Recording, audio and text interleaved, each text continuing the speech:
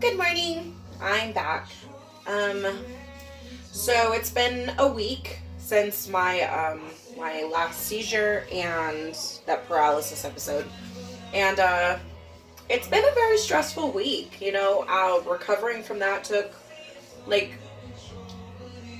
a full 48 hours before I didn't really have any pain, and then I was good.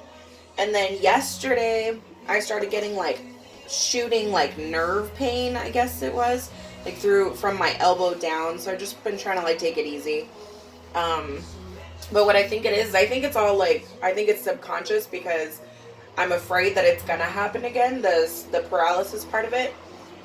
Um so I think I'm babying this my left arm, which is, not helpful at all. But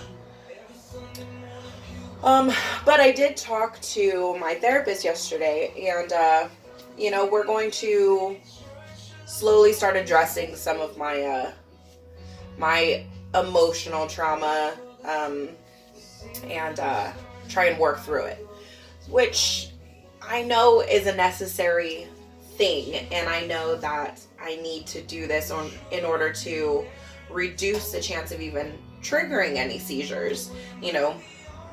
My triggers are basically because they're unresolved traumas.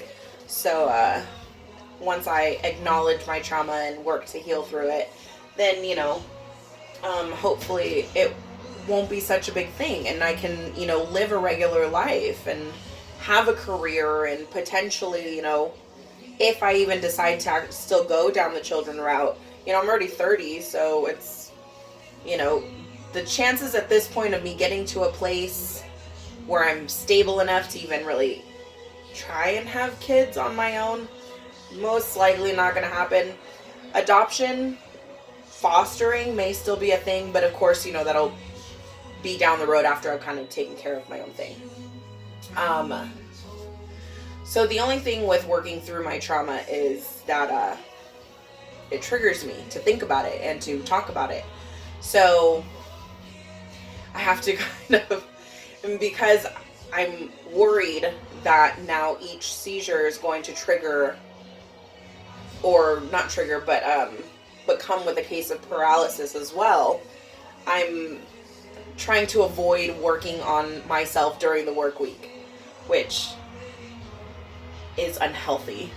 But that way, if I take care of it, which I work Wednesday through Sunday, so if I work on my stuff, start doing it Sunday night, say I have a seizure, say it ends up in paralysis, I have Monday and Tuesday, which are my days off, to recover. So I should be back and ready to go for work on Wednesday, which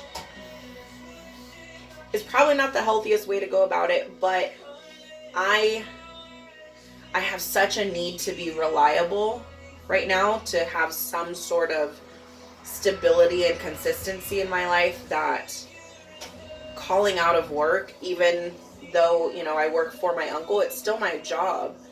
So calling out of work, even here, this is important to me. This is important to creating a stable life, a stable routine and stuff for me, to give me hope for some sort of future. I want to get into massage therapy, so how am I supposed to expect to be able to run my own thing later on in life if I can't even keep up with the current job that I have now? So it's kind of one of those things. But I also understand that because I've been putting my health on the back burner for the last decade, this is where I am now. So but I'm going to start working on it slowly. Now, one of the big things, actually one of my major triggers, is my mother. I've got, a lot of people have, daddy issues and stuff. I have mommy issues. My birth mom, she, her and my dad, they divorced when I was a baby, so I don't remember any of that. There's no trauma from that. But So we saw her like every other weekend. And so she was like, you know, she's a part-time mom, which, you know, it happens. But, you know, we saw her. We still had a relationship with her growing up, and it was fine. But then I became old enough to kind of see what was actually happening, and she was an alcoholic. And so once I was old enough to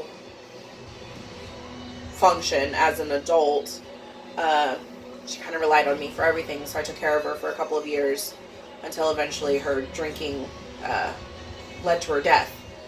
And so that was about 10 years ago that she passed away. And so I had some issues about that. It was kind of abandonment issues about why my mother would choose alcohol and putting her life at risk over me and my sister and loving us and being here for us. And there was a lot, you know, that is definitely one of the things that I have not worked out yet. I still hold on to a lot of resentment and bitterness and anger towards her about that. And so that's something that I definitely have to work through. You know, which leads to my mother, who my dad, you know, he remarried, and she was there, and she raised my sister and I since I was like 2, 3, something like that. So she's always been there. She's always been my mother. Except about 15 years ago, so half my life ago, you know, we just started like really butting heads when I became an independent, or started to become an independent person. And we just have not seen eye to eye on pretty much anything. Even the things that like I have followed in her almost exact footsteps of things that she's done in her life, I was still wrong for. So it's been a constant thing over and over for all of these past years. But the last like decade or so has been kind of like worse, you know? And the current thing that we're in, it's not really an argument because we don't really argue, but it's, I don't know, the current exile or shun that I'm in, I think it's been going on for, I don't know, like 20 months, so almost 2 years that we've been doing this, and it's just unnecessary. And you know, I've attempted over the years to fix it, to try and talk, and it just never helps. And so she's kind of one of my huge triggers. And it's not like I cannot see her because I have my baby sister at home and my nephew's there, and they do family dinner every Sunday night. So I can't not go and see my family every week. So I have to see her. And so then it builds up anxiety just driving to the house, and you know, and all this other stuff. And so I have to work through that, because even though she may end up being a trigger in a little way for the rest of my life, I don't need her to be as big of a trigger as she is right now. And that's what triggered my seizure last week, was I was thinking about her and what I could potentially do to try and fix our current predicament. Because once again, it's on me. So that's what triggered that. But I know that this may be something that I live with for the rest of my life, and I've accepted that for the most part. You know, I'm trying to grieve the person that I used to be, you know, the able-bodied, you know, with a full, all of these doors that could open for me. Now, you know, I do have limited doors, but that doesn't mean I don't have any doors. And that's what I need to focus on, is that I'm not done, you know, and I may get to a place where I'm not triggered as often and it doesn't trigger seizures. So I may be able to have some sort of full life still, because I'm not done.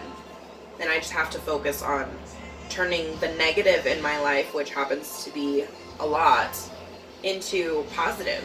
I am so blessed. There are so many things that I am just truly like blessed with. I have a place to live, you know, a bed to sleep in. I have clothes. I've got food. I have a job. I've got a truck. I have a phone.